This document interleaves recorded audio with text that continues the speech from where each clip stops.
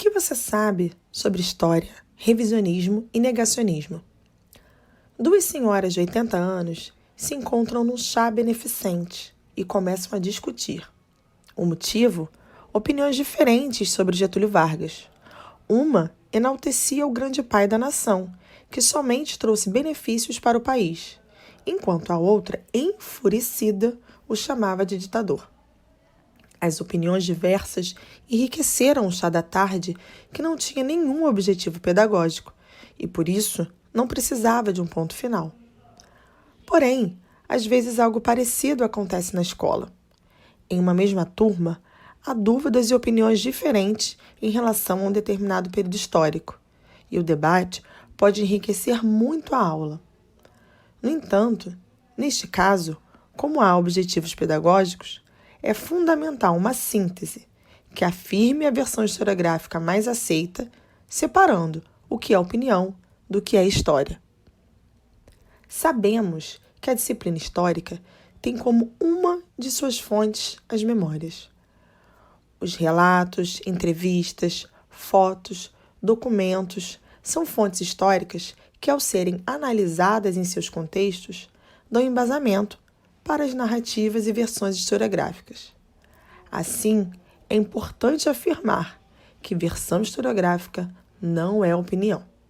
As versões historiográficas são fruto de um intenso processo de pesquisa que cumpre com os métodos da disciplina histórica, verificando a veracidade das fontes, bem como a sua análise no contexto estudado. Uma versão historiográfica precisa ser reconhecida por pares, ou seja, outras historiadoras e historiadores ligados à pesquisa.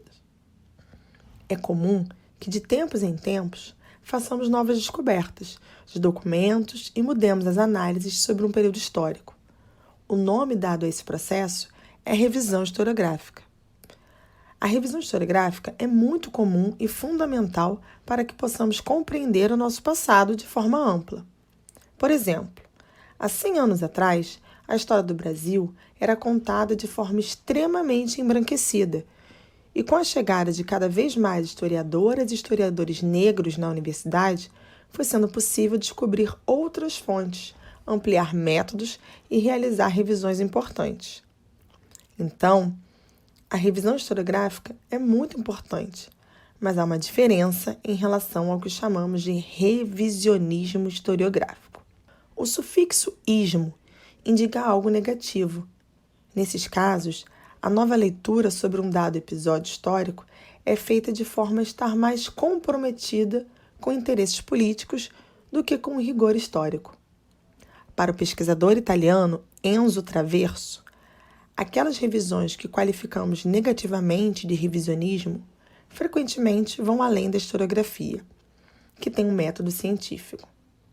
Nas palavras do autor, essas revisões questionam, para lá de uma interpretação dominante, uma consciência histórica partilhada, uma responsabilidade coletiva a respeito do passado. Dialogando e, por vezes, se aproveitando dos revisionismos, temos o negacionismo histórico, que, neste caso, simplesmente nega fatos históricos comprovados por documentos e pela comunidade historiográfica. Como exemplo, podemos citar os negacionistas do Holocausto ou, no caso brasileiro, os negacionistas da ditadura civil-militar iniciada em 1964. Atualmente, há um crescimento de discursos conservadores que usam de revisionismos e negacionismos.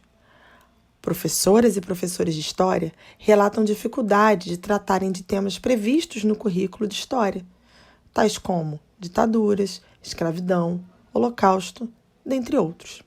As narrativas negacionistas e revisionistas invadem os espaços educacionais, descredibilizando os saberes dos professores e até mesmo desqualificando a escola enquanto ambiente produtor e disseminador de conhecimento.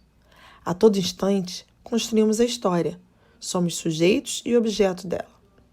Frente a essa realidade, é fundamental afirmarmos que a história possui suas fontes e métodos. Não é opinião, e sim fruto de pesquisas sólidas.